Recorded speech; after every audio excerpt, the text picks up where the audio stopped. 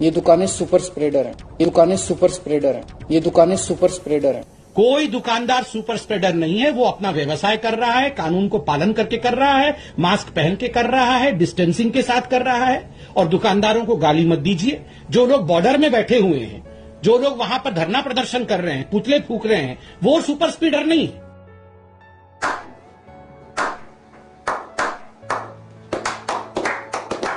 कमाल है यार, क्या सोसाइटी में हेडलाइन उसे को मिलती है जब लड़की हिंदू हो या फिर लड़की माइनॉरिटी हो या फिर लड़की दलित हो या फिर रेप करने वाला हिंदू हो।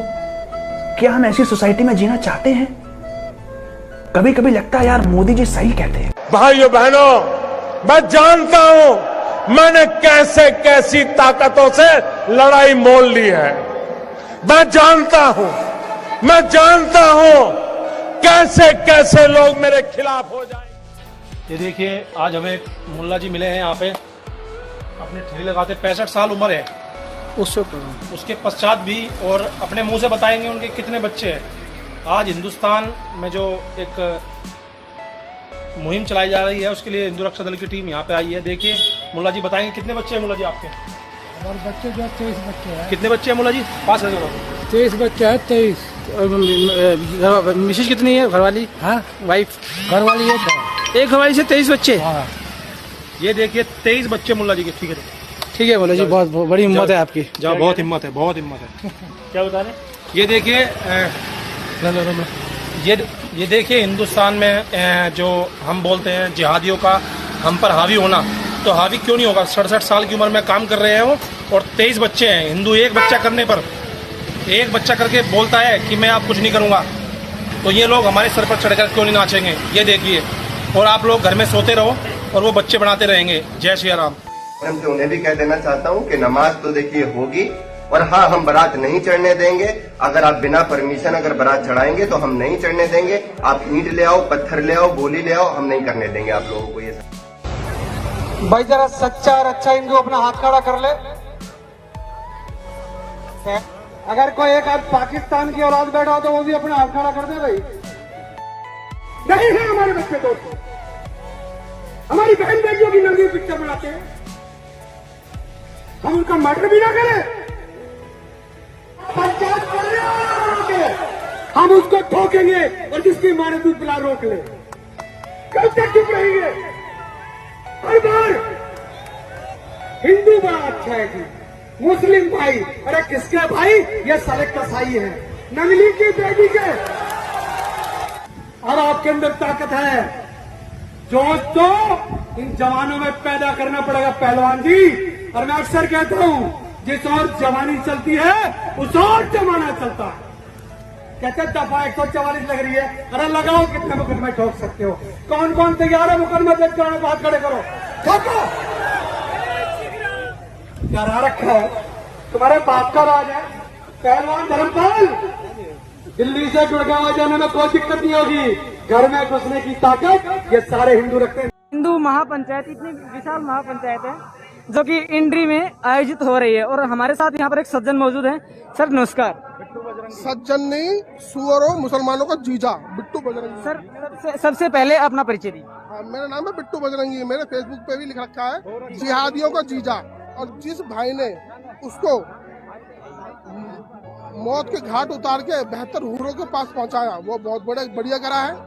हम उस परिवार के साथ हैं। सर इस मामले में एक बात कही कि यहाँ पे बड़ी पंचायत हो रही है, पहली बार। ये छोटी सी पंचायत है। अगर हमारे किसी भाई पे कोई दिक्कत आई, कोई इंड्री के कोई मुसलमान दिक्कत करता है हिंदू भाई पे, तो ये छोटी पंचायत है। ये पूरे एनसीआर के लोग, अभी पूरे भारत के लोग भी आएंगे। अभी तो मात्र कुछ लोग आए हैं एनसीआर से। एनसीआर का मतलब दिल्ली, फरीदाबाद, नोएडा, गाजियाबाद, पूरे देश से लोग आएंगे। मैं भी फरीदाबाद से आया हूँ, NIT 86 से, और यहाँ हमारी पूरी टीम आई है 100-150 की संख्या में। हम अकेले हैं।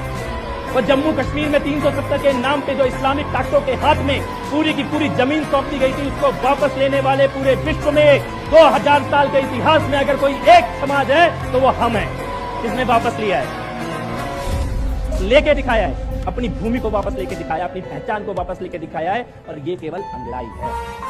अभी तो हमने केवल आंखें खोली हैं, अभी तो हम उठ के खड़े नहीं हुए, अभी तो हमने चलना शुरू नहीं किया। और तुम्हें अभी से चाय से और योग से डर लगने लग गया। चाय वाले का तुम बिगाड़ क्या लोगे, और योग वाला आ गया तो तुम उखाड़ भी नहीं पाओगे। मैं तो कई बार ये कहता हूँ, बेटा ये चाय वाला है, इसे झेल लो, वो गाय वाला आ गया तो तुमसे झेला नहीं जाएगा। आप सभी को जय श्री कृष्ण, राधे राधे, प्रणाम। परमात्मा की कृपा से आप सभी सकुशल होंगे। एक बहुत ही विचित्र प्रसंग चल रहा है आयुर्वेद और योग को लेकर के। एलोपैथिक कुछ लोगों ने आयुर्वेद पर उंगलियां उठाई हैं, लेकिन आयुर्वेद हमारा श्रेष्ठ है और श्रेष्ठ रहेगा। इस आयुर्वेद को हम सब अपनाएं। संपूर्ण भारतवासियों से निवेदन है, आयुर्वेद को अपनाएं, योग को अपनाएं, तो हमारा जीवन निरोगी रहेगा। क्योंकि हमारे ऋषियों ने हम सब संतानों के लिए आयुर्वेद और योग बनाया है, और यदि हम इनको अपनाएंगे तो निश्चित ही हम निरोगी रहेंगे। इसमें इस बात को बढ़ाने की कोई बात नहीं है। आप एलोपैथिक उपचार करते हैं तो करिए, हमें कोई प्रॉब्लम नहीं है, लेकिन हमारा योग श्रेष्ठ है, आयुर्वेद श्रेष्ठ है। भारत से अलग अन्य देश योग और आयुर्वेद को अपना रहे हैं, और वो सब समझते हैं कि वास्तव में इसके साइड इफेक्ट नहीं है, और योग और आयुर्वेद से बहुत ही निरोगी शरीर व्यक्ति का रहता है। तो इसीलिए समस्त भारतवासी योग और आयुर्वेद को अपनाएं। अभी टीवी चैनल में मैं एक डिबेट देख रहा था कि एक सज्जन कोई एलोपैथिक के डॉक्टर हैं या कोई पदाधिकारी हैं, उन्होंने कहा है कि धोती पहन करके तुम चुप करो। अरे डॉक्टर साहब, आपने धोती वालों की शक्ति देखी कहाँ है? अभी तो एक दो धोती वालों ने योग और आयुर्वेद को संपूर्ण विश्व की उच्च शिखर पर पहुंचा दिया, तो आप लोगों को ये प्रॉब्लम होगी। और अन्य धोती वाले जो छिपे छिपे बैठे हैं, यदि वो आ गए और उन्होंने अपनी संस्कृति और संस्कार दिखा दिए, तो आप लोग तो पेंट वाले जन कहाँ भाग जाएंगे, पता ही नहीं चलेगा। इसीलिए कोई भी वक्तव्य दें, सोच समझ करके देना चाहिए। योग और आयुर्वेद का हम सब आश्रय लें, और निश्चित ही हम निरोगी रहेंगे। ये हमारे भारत की देन है, हमारी संस्कृति है योग आयुर्वेद, ये हमारे भारत का धन है। इसीलिए योग और आयुर्वेद को हम अपने जीवन में अपनाएं, यही हम सबका सार है। स्वामी रामदेव जी के जो योग और आयुर्वेद के प्रकल्प हैं, उन सब का मैं समर्थन करता हूं कि योग हमारे देश की धरोहर है, आयुर्वेद हमारे देश की धरोहर है। जय श्री कृष्ण। कि मोदी ने सर्जिकल स्ट्राइक किया था, तो इस बार ऐसा कुछ करेगा, तो इसलिए उन्होंने सब वहां पर खड़ा कर दिया, ताम झाम पूरा। इवन अफगानिस्तान की बॉर्डर से भी लाकर के यहाँ रख दिया, इवन बलूचिस्तान में जो है उनको भी लाकर के यहाँ रख दिया। सारे टैंक लगा दिए, राडार लगा दिए, सब लगा दिए। अब हम बजरंगबली की जय कर करके ऊपर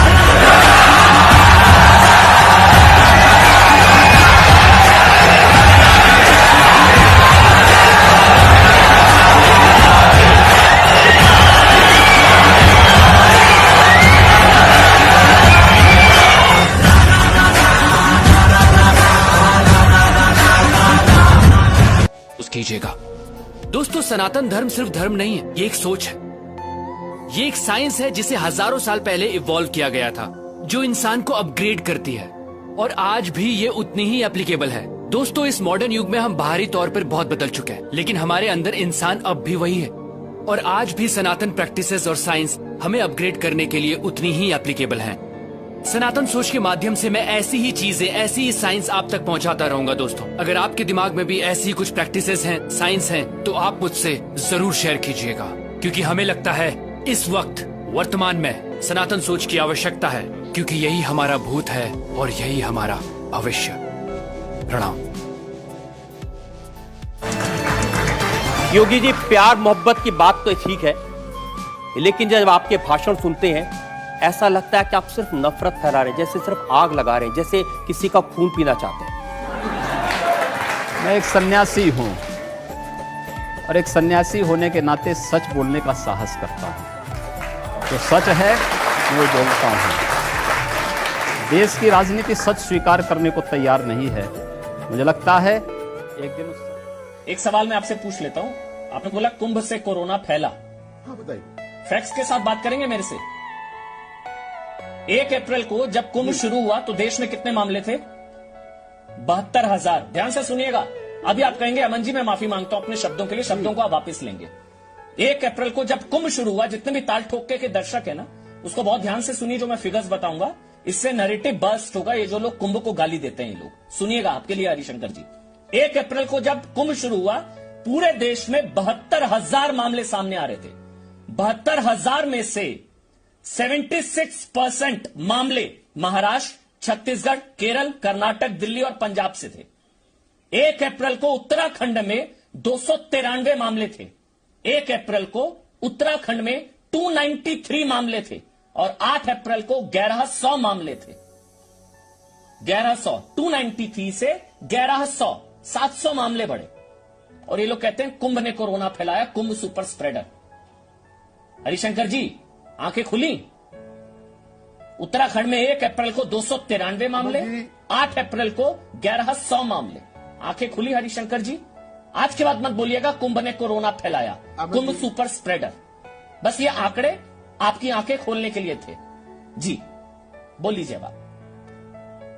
अमन जी, मैं इस विवाद में नहीं फंसना चाहता।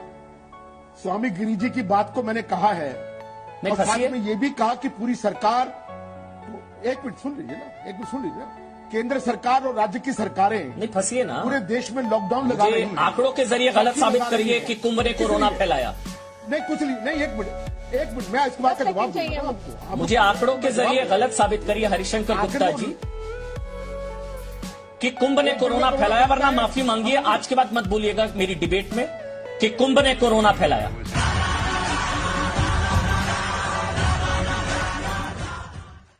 Press the bell icon on the YouTube app and never miss another update.